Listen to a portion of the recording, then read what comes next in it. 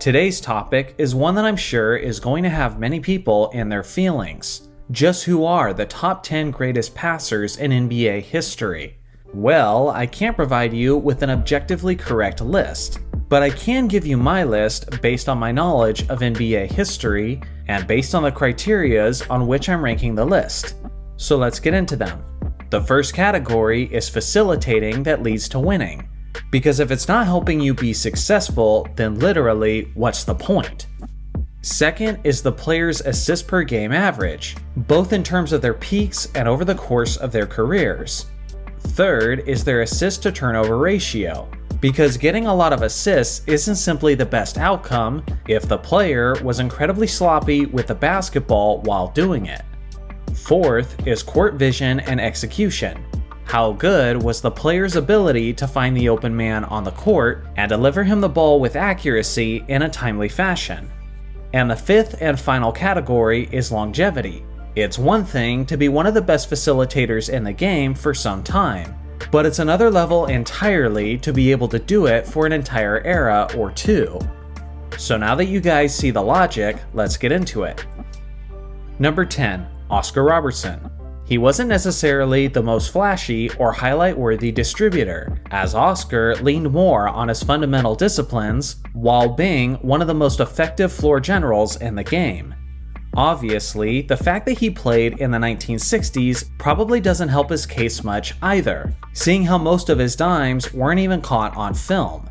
With that being said, there's no question that the Big O was the most dominant giver of his era, as he led the NBA in assists per game a whopping 7 times in his career, and had an amazing career average of 9.5 per game.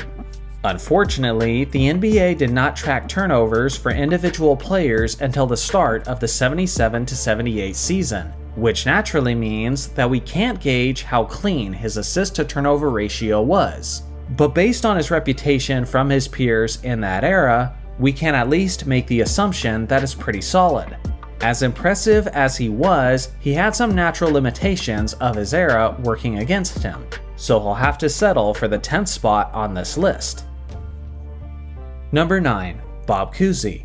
Back when this man played, and back when his Celtics dominated the league, he was seen as an absolute savant with the basketball, which was why he was properly given the nickname the Houdini of the hardwood. Although he never once averaged at least 10 assists per game in a season, that was more of a product of his era, as what constituted an assist was a bit more specific at that time. Regardless, he led the NBA in assists per game a whopping 8 seasons straight, getting as high as 9.5 per game in 1960. He was certainly a much flashier passer than Oscar Robertson, but in a way that's similar to the Big O, he has the limitations of his era working against him, like the lack of certain statistics and the lack of available footage. And because of this, I have a difficult time ranking him any higher than this spot on my list. Number 8, Nikola Jokic. What's amazing is that this guy is still in his 20s, yet he's already this high on my list. The Joker's ability to find his open teammates and deliver them the rock with extreme precision is rivaled by very few. At this point, he's easily the greatest passing center that I've ever seen. And the fact that he's nearly been able to average as high as 10 assists per game in a season while not being the player consistently bringing the ball up the court is truly remarkable to say the least. In my opinion, that aspect elevates him quite a few spots when determining the rankings.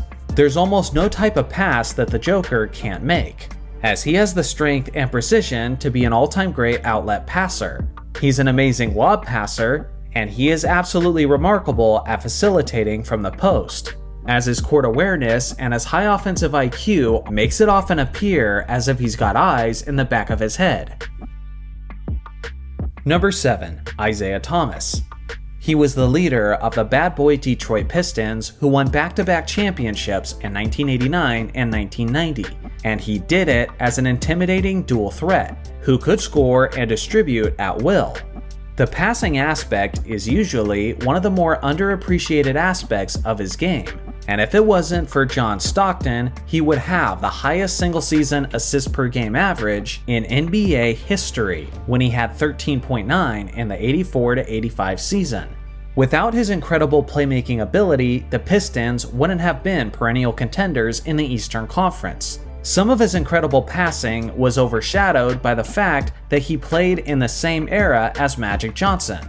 But make no mistake, Isaiah was elite at making quick, split-second decisions with his facilitating. Number 6. LeBron James. What players like the Joker lack in longevity, LeBron has several times over. He's only led the NBA in assists per game once in his 21-year career, but by the time his career is done, he may be as high as second all-time on the NBA's total assists list. LeBron has the offensive IQ and the court awareness to find the open shooter as soon as they have a second of daylight. The vast majority of his career has been as a forward, but that hasn't stopped James from usually operating as the team's floor general.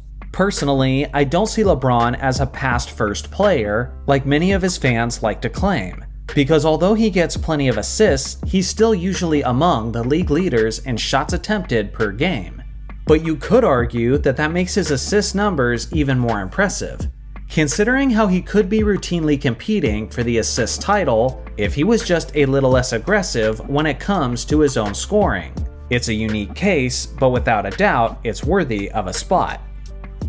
Number 5. Chris Paul. Simply put, CP3 has one of the highest offensive IQs in the history of the NBA, as his elite playmaking have contributed to his teams being frequent playoff competitors. He's led the NBA in assists per game 5 separate times in his career, getting as high as 11.6 in 2008. On top of that, he's extremely careful with the basketball, as he's only had one season in his entire career where he's averaged at least 3 turnovers per game. In all of the other 18 seasons of his career, he's never once averaged more than 2.6 turnovers per game. This astounding longevity and consistency has given him a top 3 spot on the NBA's all-time assists list. One thing that's rarely mentioned is how this point guard has elevated other players to their peak while they were his teammate. Players like David West, Tyson Chandler, and DeAndre Jordan all experienced their best seasons while Chris Paul was feeding them. Number 4. Steve Nash. He's a 2-time MVP winner, and he was the leader of the famous 7-second offense that focused heavily on transition basketball, split decision-making, and perimeter shooting. During his prime, he was the standard of a floor raiser, and the ultimate example of a guy who makes his teammates better. With the Phoenix Suns, Nash led the NBA in assists per game on 5 separate occasions, getting as high as 11.6 in 2007. This was also a time when the NBA was averaging less points league-wide. One can only imagine the kind of facilitating numbers he would average today if he played in this modern era.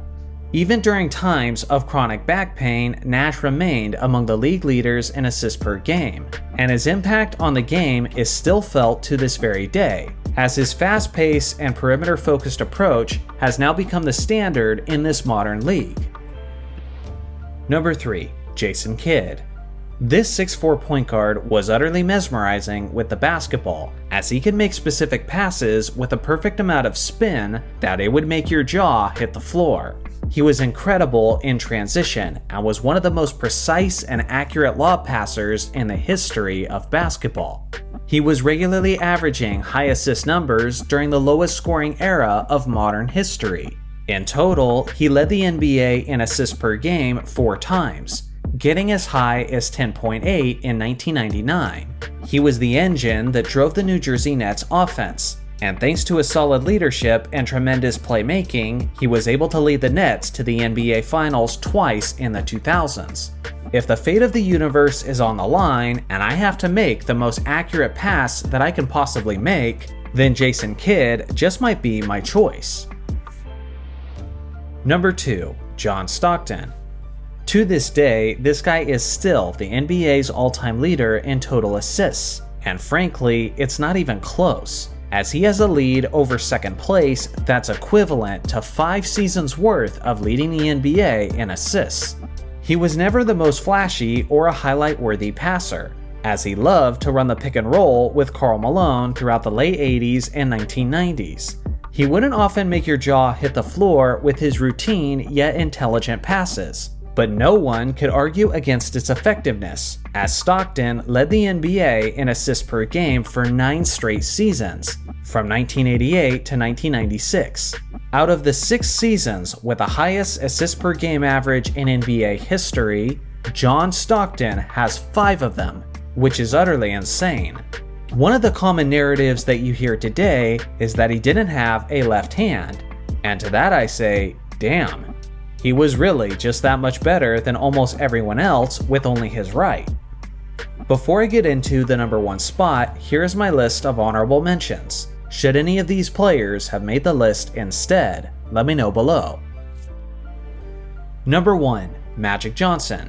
I can't imagine you guys being all that surprised. This man was the face of the Showtime Lakers high-octane offense in the 1980s, and in the history of basketball, no other point guard's facilitating has led to as much winning. He led the NBA in assists per game in 4 separate seasons, and to this day, he still has the highest career average in NBA history, at an amazing 11.2. You won't find a better example of a guy who made his teammates better than Magic Johnson. Sure, he had plenty of Hall of Fame talent like Kareem Abdul-Jabbar and James Worthy, but even in the few instances where he didn't have the talent to support him, Magic was historically great, like in his rookie season in Game 6 of the 1980 Finals, where he won the game with his remarkable playmaking even without Kareem Abdul-Jabbar in the lineup. Or how about the 1991 Finals, where his 2 best scoring options, Byron Scott and James Worthy, were both out with an injury. Yet Magic still finished Game 5 with 20 assists, which no other player has done before in NBA Finals history. Speaking of which, of the top 5 games in Finals history with the most assists, Magic Johnson has all 5 of them. He had the averages, he had the precision, he had the vision, and he had the numbers. The only thing he really didn't have was longevity, which is fortunate for everyone else, because in that hypothetical scenario, it wouldn't have been even close. So what do you guys think? Who on the list was too high and who was too low? I look forward to hearing your thoughts in the comment section below. Thanks for watching as always, make sure to like and subscribe for more basketball content, and I'll see you guys in the next video.